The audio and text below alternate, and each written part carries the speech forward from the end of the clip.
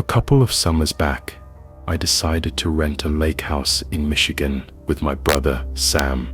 We just finished a brutal semester at college and needed to unwind. The place was perfect, remote, tucked into a pine forest, with a rickety dock stretching out over this glassy, dark lake.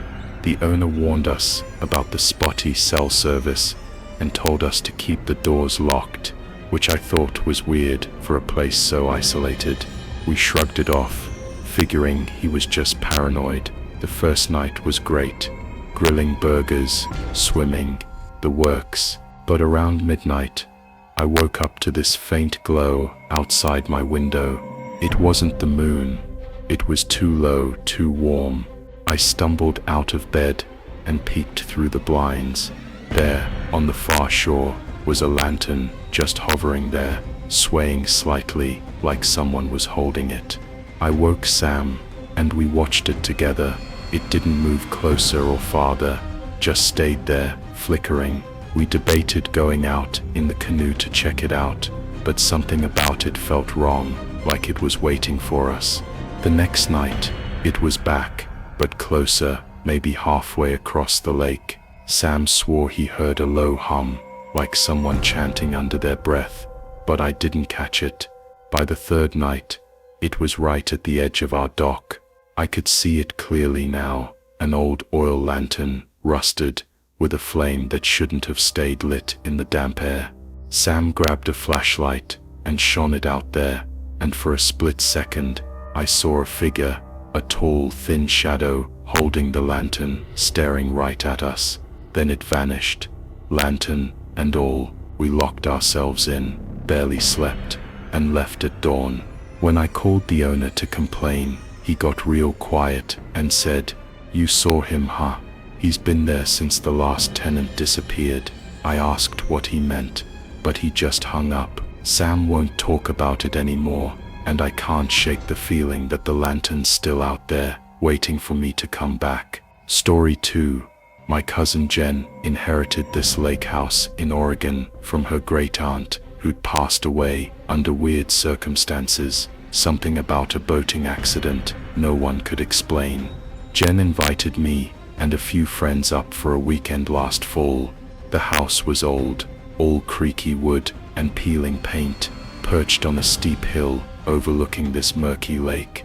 It smelled like damp earth inside, and the walls were covered in faded photos of people we didn't recognize.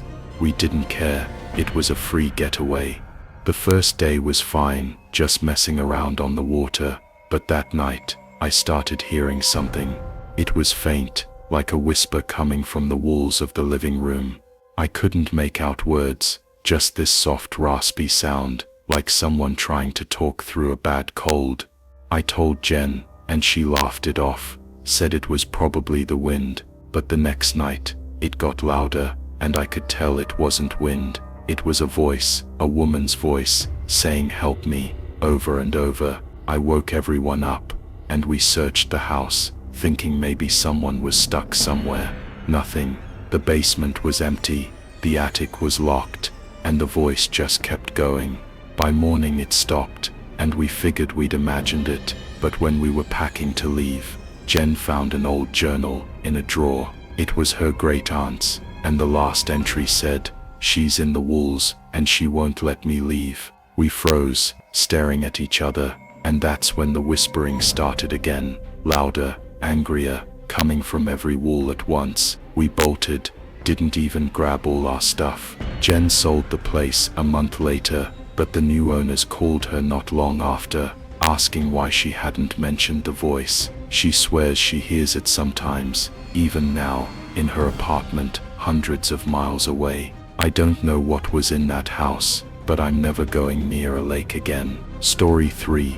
Last winter, I took a solo trip to a lake house in Vermont. I'd been laid off, needed to clear my head, and found this cheap rental online. A little cabin right on the water, surrounded by snow-covered trees. It was so quiet, just the sound of ice cracking on the lake. The cabin had this big picture window facing the water, and I'd sit there with my coffee, watching the stillness. One morning, I noticed something odd in the reflection on the glass. It was me, sure, but there was someone else, standing behind me, a blurry shape, too tall to be normal, with long arms hanging limp. I spun around, heart pounding, but the room was empty. I chalked it up to exhaustion and tried to forget it. That night, it happened again. I was brushing my teeth, staring into the bathroom mirror, and there it was, a shadow figure right behind me, closer this time. I turned,